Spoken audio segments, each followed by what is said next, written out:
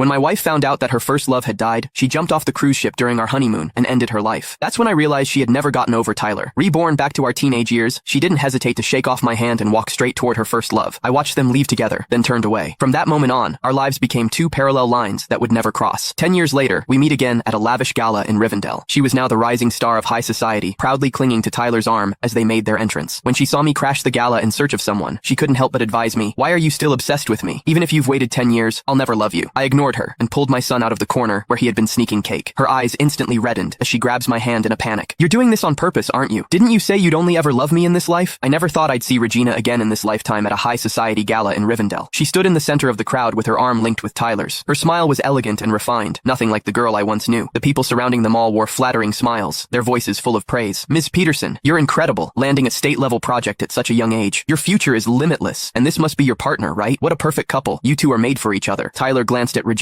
with tenderness in his eyes and said softly, "We're planning to get married by the end of the year. If you're free, we'd love for you all to join us at the wedding." "Congratulations," echoed all around. Then someone asked curiously, "I heard you've been together for 10 years. Why wait until now to get married?" That question caught my attention too. In her last life, Regina loved Tyler so much that she was willing to die for him. After she was reborn, she broke up with me right away. I always thought they would have married soon after graduation. Yet, here they were, still without a marriage certificate. For a brief moment, Regina's smile stiffened. Then, she quickly covered it up with a graceful laugh. "Career first, then family. I just want to give Tyler the best life possible." She gazed at him with such affection that it nearly overflowed. Back when we were together in our previous life, I proposed to her several times. Only after her family pressured her into it did she say yes. It turned out that love and indifference were worlds apart. I was about to leave when I caught sight of a small figure from the corner of my eye. Instinctively, I followed. Crash. Champagne spilled across the floor. A waiter holding a tray glared at me in annoyance. "Where did you come running from? Don't you watch where you're going?" His voice was loud enough to draw everyone's attention. Seeing my face, Regina was stunned. "Daniel, what are you doing here?" I lowered my head and apologized to the waiter. "I'm here looking for someone." Someone nearby asked curiously, "Miss Peterson, you know him?" Her hand tightened slightly around her glass, her expression darkening. "Yes, he's my ex." A whisper broke out from the crowd. "Wait, you two dated? But you and Tyler have been together for 10 years. I thought you were each other's first love." Tyler's smile faltered slightly. Still holding Regina's hand, he said lightly, "That was years ago. We took a break after a nasty fight. Who hasn't made mistakes when they were young?" Regina said nothing. Her gaze flicked past me and landed on the waiter. "Put the damages on my tab. Let him go." Her tone was calm and distant. Aside from that brief moment of surprise, she didn't spare me a single unnecessary glance. It was clear she wanted to draw a line between us in front of Tyler. The waiter quickly shoved me toward the exit. "Miss Peterson's doing you a favor, but don't count on it happening again." His eyes raked over my wrinkled sleepwear with disdain. "You don't belong here. Get out!" I shook off his hand and said nicely, "I'm just here to find someone. Once I do, I'll leave on my own." The waiter rolled his eyes. "I've seen plenty like you who try to climb the social ladder. People like you don't belong at this kind of event. Keep this up, and I'll get security right now." "Wait." Regina's voice came from behind him. Holding the hem of her gown, she sighed and looked helpless.